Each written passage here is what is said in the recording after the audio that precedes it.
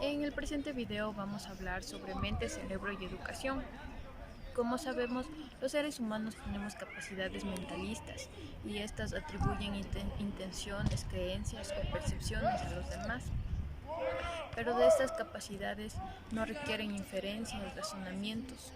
Son experiencias directas, no mediatizadas, es decir, simplemente podemos saber lo que el otro siente, sabe o quiere porque experimentamos lo mismo que él, según Rizzolatti, Fogassi y Galesi en 2016. Para explicar mejor esta parte, sabemos que los seres humanos tienen una extraordinaria capacidad para aprender mediante la observación de la conducta, de otros, así evitándose así la necesidad de experimentar por uno mismo las consecuencias de ciertas respuestas o el moldeamiento de esas mismas, a lo que le podemos llamar conducta del modelo, la cual activa las mismas neuronas que son necesarias para organizar nuestras acciones. Estos criterios son sustentados por algunos autores. En ello vemos dos posibles enriquecimientos de las neurociencias en la comprensión de nuestra mente. Por un lado, estas disciplinas permiten obtener evidencias complementarias sobre los métodos cognitivos ya elaborados. Y por otro lado, nos pueden proporcionar explicaciones nuevas de estos procesos. En el primer caso, las nociones de atención, de inferencia o de ciclo de desarrollo quedan intactos, aunque mejor fundamentados. En el segundo es el propio modelo el que se ve enriquecido, como ocurre con la noción de imitación, de teoría de la mente o empatía, tras el descubrimiento de las neuronas de espejo. De esto se puede concluir que la diferencia entre ciencia cognitiva y neurociencia no sea real y refleje más bien distintos grados de evolución de un determinado campo. Es decir, cerebro-mente trabajan en conjunto, simplemente imparable y definitiva. Por ello, la importancia de la contribución de la neurociencia al estudio de los procesos cognitivos aplicados en el aprendizaje. Está presente también en los logros del aprendizaje, contraponiendo en todos los hallazgos obtenidos a través de medidas conductales. Otro punto que implica a la neurociencia en la educación es que el cerebro es un órgano fascinante que le permite al ser humano integrar información y crear pensamientos o motivaciones. Desde una perspectiva psicológica, el aprendizaje se define como el cambio observable en el comportamiento del sujeto. En definitiva, se han hecho avances espectaculares respecto de los procesos mentales involucrados en la actividad humana. Atención, comprensión, imitación. Contamos con registros de las consecuencias de esos procesos, pero apenas los hay en el caso del estudio de la actividad de la enseñanza en sí, lo que hacen quienes ayudan intencionalmente a aprender, y menos aún de la interacción entre esos procesos de ayuda y los de aprendizaje. Como no puede ser de otra manera, las consecuencias para la innovación educativa de este naciente, aunque prometedor desarrollo, son de momento más una promesa que una realidad. Pero aún las que aparentemente sí se han producido no han sido del todo afortunadas, pues la mayor parte de lo que se denomina educación basada en el cerebro no tiene base en el cerebro o en la ciencia cognitiva, según Fisher e Inmordino Yang en el 2008, así como también lo sustenta Brewer en 1997, Goswami en el 2004. De hecho, ya hay un listado de interpretaciones erróneas que reciben el nombre de neuromitos.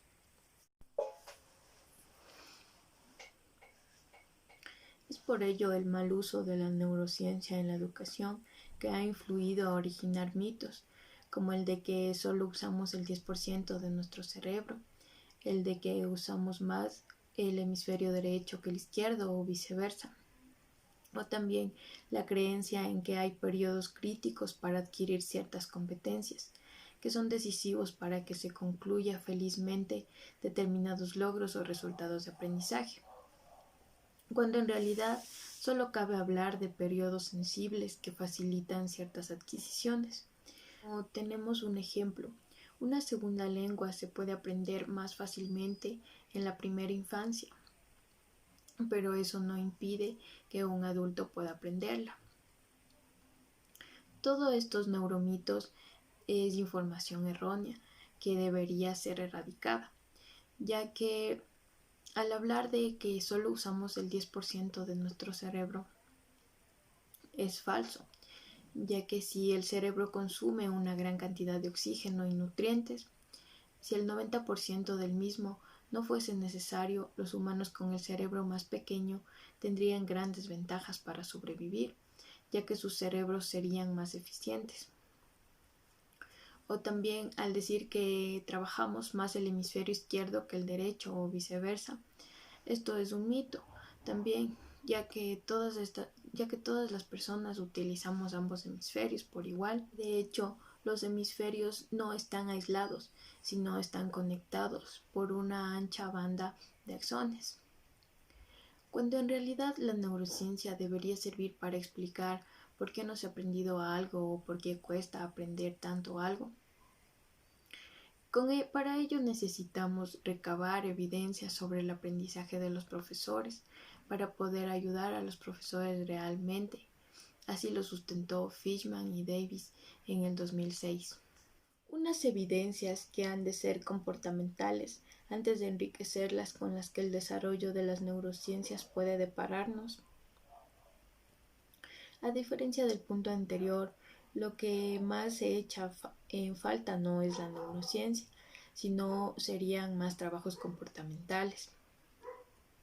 Podemos concluir que el terreno donde se puede abordar cambios relevantes fundamentales de la neurociencia y la cognición es en el de las dificultades de aprendizaje, del cálculo y de la lectura. La influencia de esos posibles conocimientos en la innovación educativa no será muy distinta de la de que por sí ya ha ejercido la ciencia cognitiva y la psicología de la educación.